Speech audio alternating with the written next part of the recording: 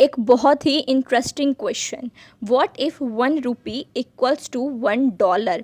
क्या एक US dollar एक इंडियन रुपीस के बराबर हो सकता है? और अगर ऐसा हो जाता है तो उसका हमारी लाइफ्स पर क्या असर पड़ेगा? क्या हमारा इंडिया भी बहुत ज़्यादा पावरफुल बन जाएगा? देखिए, अगर हम करंट टाइम की बात करें तो इस टाइम 1 US डॉलर आज के 86.71 इंडियन रुपीस के इक्वल है।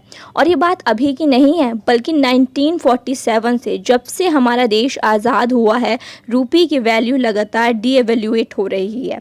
और ऐसा क्यों हुआ? क्या होगा अगर 1 रुपीज़ 1 US डॉलर के इक्वल हो जाएगा?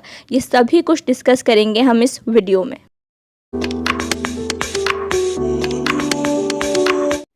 एक टाइम की बात है जब हमारा देश आज़ाद हुआ था, उससे पहले तब एक्चुअल में 1 रुपीज़ 1 US डॉलर के बराबर थे।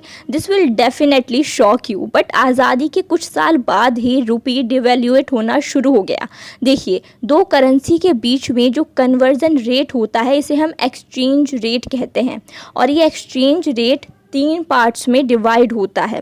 इस एक्सचेंज रेट के 3 पार्ट्स होते हैं। पहला पार्ट होता है फिक्स्ड एक्सचेंज रेट, दूसरा होता है फ्लोटिंग एक्सचेंज रेट और तीसरा होता है मैनेज्ड एक्सचेंज रेट। पहला टाइप है fixed exchange rate. It means कि गवर्नमेंट तय करेगी कि करेंसी का एक्सचेंज या फिर कन्वर्जन रेट क्या होगा।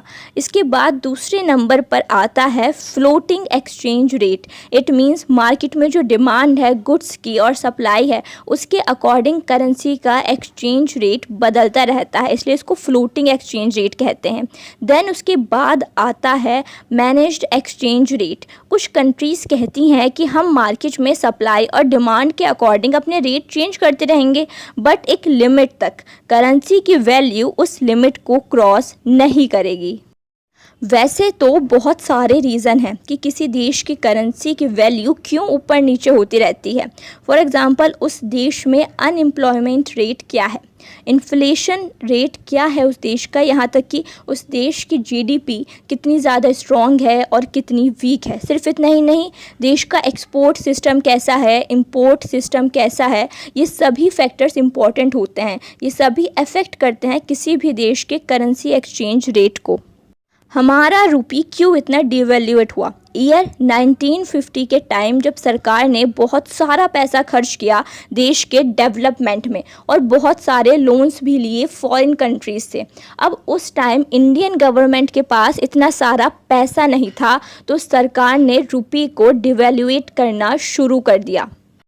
कैसे? सरकार ने बहुत सारा पैसा प्रिंट करना शुरू कर दिया, जिससे पैसे की सप्लाई बढ़ेगी, और सप्लाई बढ़ेगी तो करेंसी की वैल्यू नीचे की तरफ घटेगी। इतना ज़्यादा पैसा प्रिंट किया गया कि पहले जो 1 रुपी की वैल्यू थी, आज वो 10 रुपये की हो गई है। इट मीन्स आज के टाइम के 10 रुपये पहले के टाइम के 1 रुपये के बराबर हैं। उसके बाद ईयर 1960, 1970 में बहुत सारी वॉर हुई, India China war, India Pakistan war. उस टाइम भी इंडिया को फाइनेंसिस की ज़रूरत पड़ी, फॉरेन लोन लेने पड़े, एंड उसके बाद इंडियन करेंसी की वैल्यू और ज़्यादा कम हो गई। अगर 1 रुपीज़ 1 US डॉलर के बराबर हो जाएगा तो इट मीन्स कोई भी फॉरेन इन्वेस्टमेंट इंडिया में नहीं आ पाएगी। No foreign investment in India. बाहर के देशों की जो भी कंपनी इंडिया में इन्वेस्ट करना चाहती हैं, वो इसलिए क्योंकि इंडिया में चीप लेबर मिलता है। फॉर एग्जांपल, अगर उन्हें इंडिया के लेबर को भी $5 पे करने पड़ें और यूएस के लेबर को भी $5 पे करना पड़े, तो डेफिनेटली वो अपनी कंट्री के एम्प्लॉयज़ को ही प्रेफर करेंगे। इंडिया में 60% जीडीपी का कंट्रीब्यूशन आता है सर्विस सेक्टर से।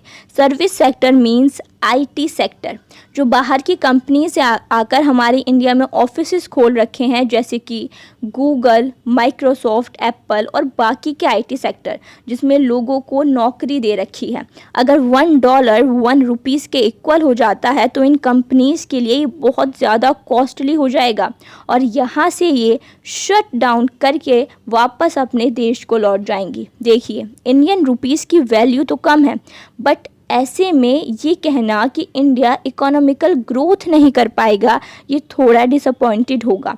यूएस डॉलर की वैल्यू बहुत ज़्यादा है और इसीलिए अमेरिका एक वेल डेवलप्ड कंट्री भी है।